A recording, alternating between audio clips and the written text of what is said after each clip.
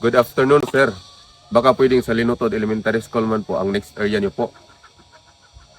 So tara, tulungan natin ng mga teachers doon para malinis yung school. Sige. So tara. Ayun, tara. So ma'am, antayin niyo po kami. Pupunta po kami dyan. Let's go! Let's go!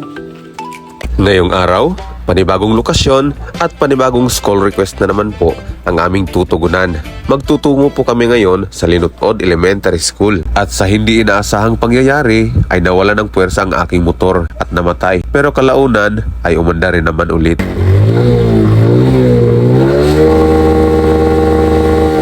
At alas 10 na nga ng umaga, kami nakarating dito sa school. So, nandito na po tayo ngayon sa Linutod Elementary School upang tugunan yung request ni Ma'am Jane. Ma'am Jane Oyanggoren, kasama ang mga teachers. Welcome to Linutod Elementary School! At dito nga po ay medyo nahiya po talaga kami sa mga teachers dahil hindi pa nga po kami nakapagsisimulang maglinis ay pinamerienda na po nila kami. Alamig muna. At pagkatapos naming magmerienda, so ngayon, kasama ang mga teachers, tingnan natin kung saan tayo i-assign nila ngayong araw.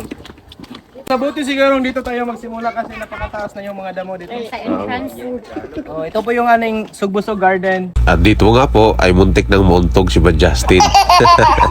At dinala kami ni teacher sa likod ng school at ipinakita niya sa amin ang mga lugar na pwede naming linisin. Para ng kahoy, Jimilina. So, doon kayo magsisimula sa gulayan namin? No po. Okay. At dito nga po ay nagumpisa na kaming maglinis. Dito nga po pala kami nagumpisa sa garden. Kaibigan, kung nagustuhan mo po itong aming ginagawa, pwede mo po ba akong i-follow?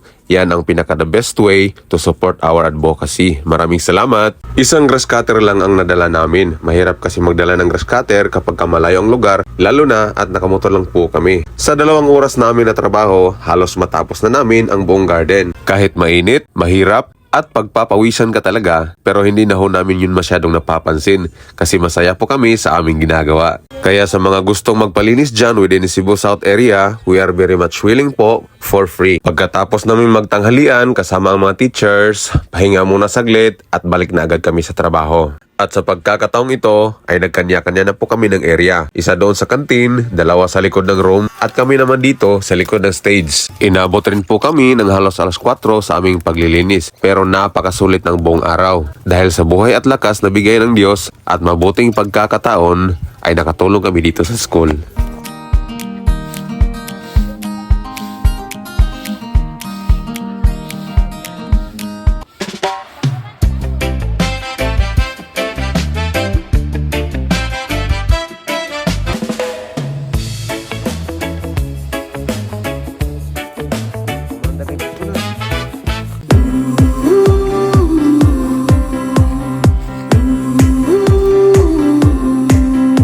Mula po sa mababang paaralan ng Linutod, nagpapasalamat po kami kay John Carilius Black sa kanyang mga kasama sa paglilinis at voluntaryong paglilinis sa aming paaralan. Maraming salamat po at sana po gabayan kayo ng Panginoon. At muli, kung gusto niyo po silang kontakin, message lang po kayo kay John Carilio. Yun lang po at mula sa Linutod, tayo ay maraming salamat po!